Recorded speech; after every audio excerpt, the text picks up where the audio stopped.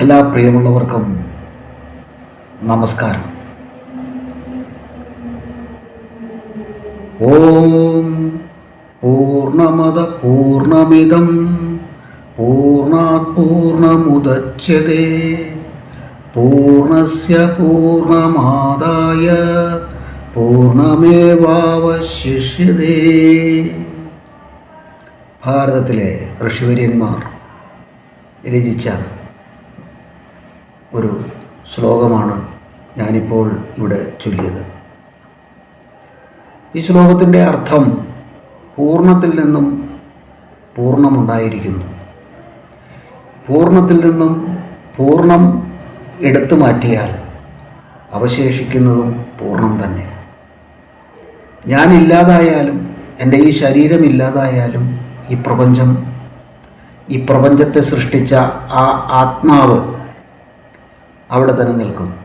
ഈ ആത്മാവിനെയാണ് ദൈവമെന്നും ഒക്കെ ഈശ്വരനെന്നും ഒക്കെ നമ്മൾ വിളിക്കുന്നത്. ഈ ആത്മാവിനെയാണ്. ആ ആത്മാവ് നമ്മുടെ ഉള്ളിലെല്ലാം ഉണ്ട്.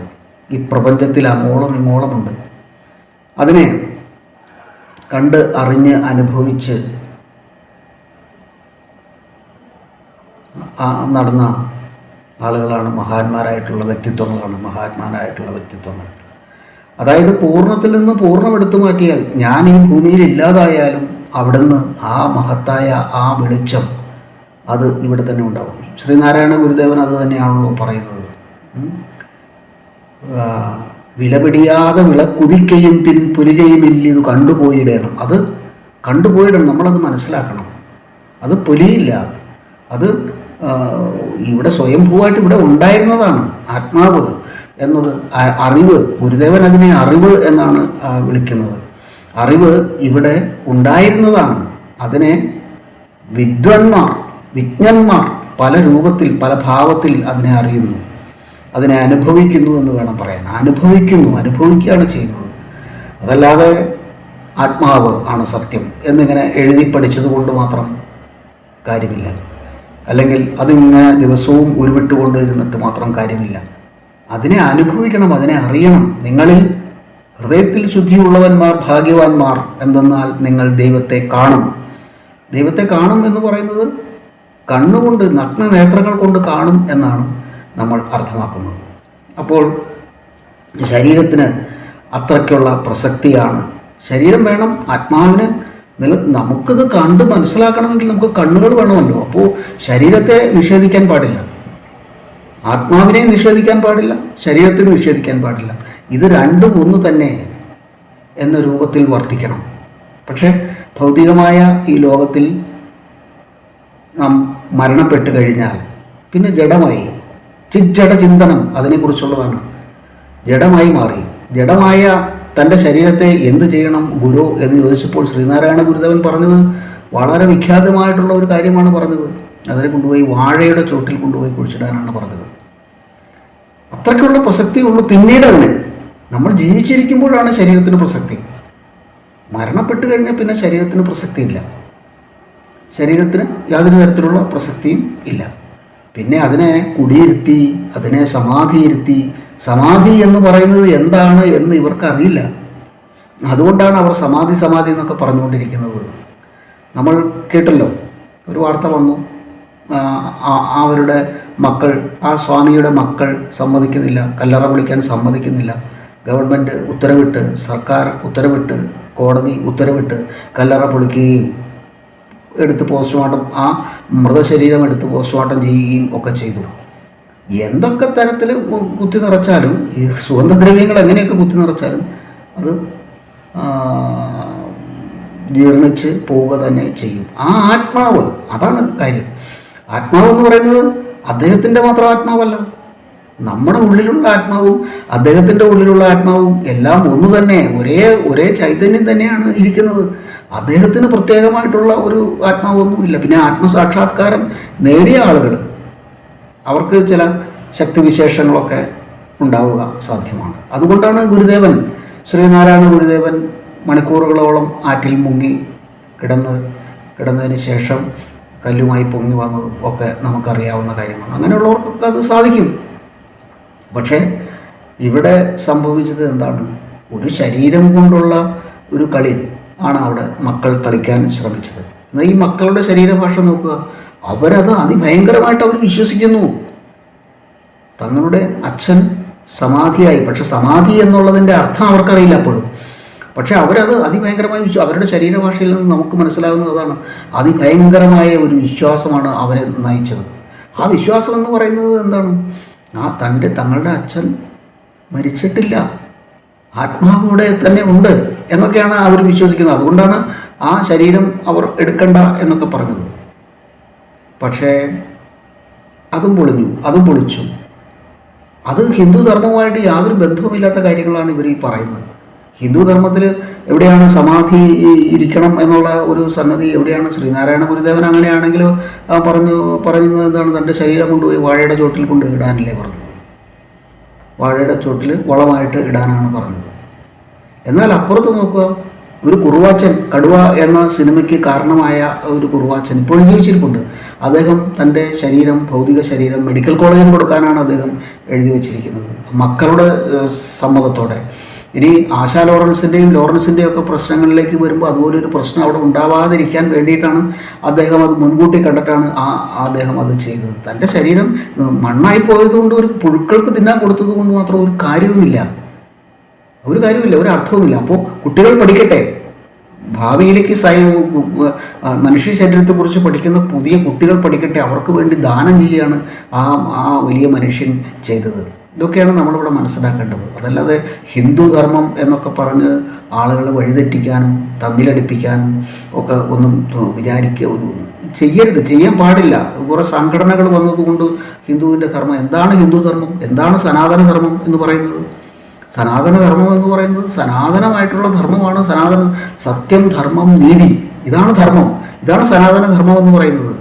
അതല്ലാതെ കുറേ അതിൻ്റെ ഡെക്കറേഷൻസ് അല്ല സനാതന ധർമ്മം എന്ന് പറയുന്നത്.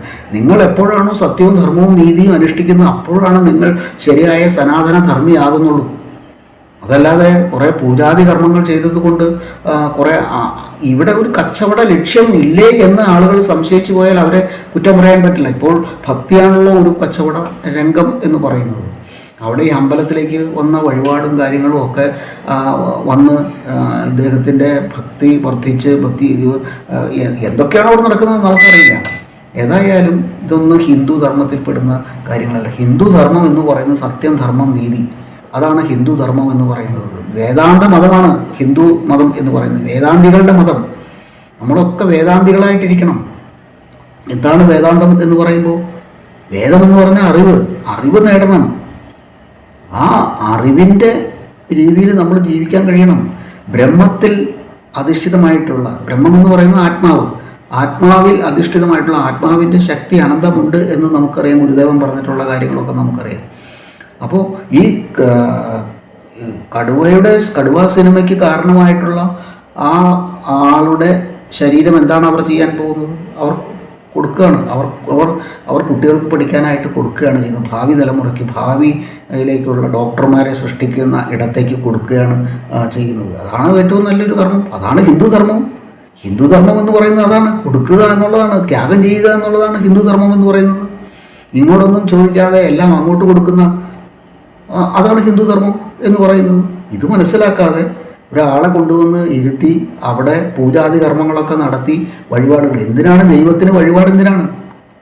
ദൈവത്തിന് നമ്മുടെ പണം ആവശ്യമില്ല. ഈ പണം എല്ലാം ദൈവത്തിൻ്റെയാണ്. ഈ പണമെല്ലാം ആത്മാവിൻ്റെയാണ്.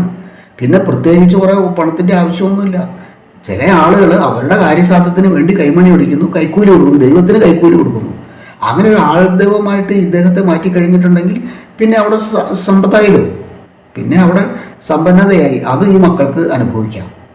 അതാണ് ഇവിടെ നടക്കുന്നത്. ഇതൊന്നും ഇവിടെ അനുവദിക്കാൻ പാടില്ല. ഇതൊന്നും അനുവദിക്കാൻ പാടില്ല. നിയമമുണ്ട് ഇവിടെ. ഈ നാട്ടിൽ നിയമമുണ്ട്, ഒരു ഭരണഘടനയുണ്ട്, നിയമമുണ്ട്. ആ നിയമത്തെ അനുസരിച്ച് വേണം നമ്മൾ ജീവിക്കാൻ. പിന്നെ നമ്മുടെ വിശ്വാസം എന്ന് പറയുന്നത് എന്താണ്?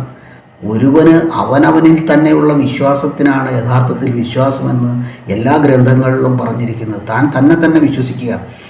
വഴിയും സത്യവും ജീവനും ഞാനാകുന്നു എന്ന് ഓരോരുത്തരും ഒന്ന് പറഞ്ഞു നോക്കി.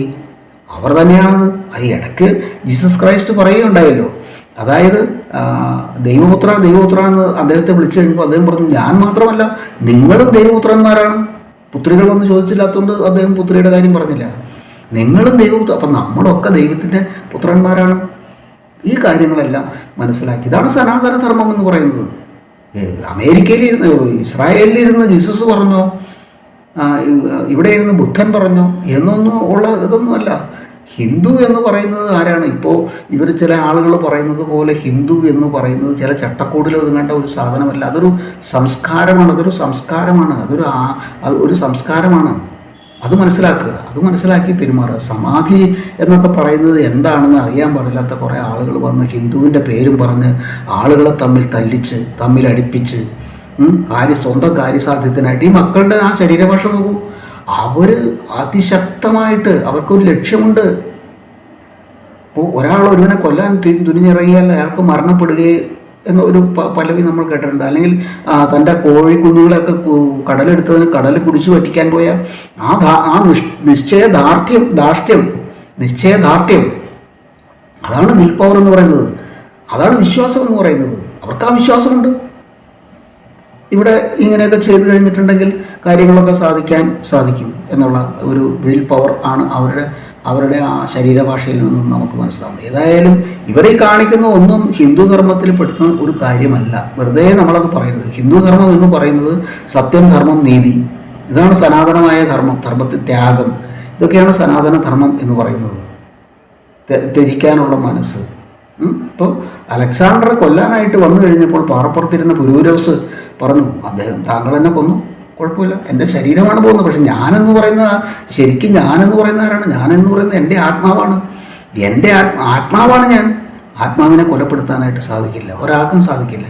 അതിനെ കൊലപ്പെടുത്തുകയോ തീയിലെരിച്ചു കളയോ ഒന്നിനും സാധിക്കില്ല. ഈ കാര്യങ്ങളൊക്കെ മനസ്സിലാക്കി സുഖമായി സ്വസ്ഥമായി ജീവിക്കാനുള്ളതിന് പകരം പരസ്പരം പണത്തിന് വേണ്ടി കലഹിച്ചും ഒക്കെ ആ കുറുവാച്ചനെയാണ് ഇവിടെ ഏറ്റവും ഇതായിട്ട് നമ്മൾ കാണേണ്ടത്. അദ്ദേഹം തൻ്റെ ശരീരം മെഡിക്കൽ കോളേജിൽ വിട്ടുകൊടുത്തിരിക്കുകയാണ്.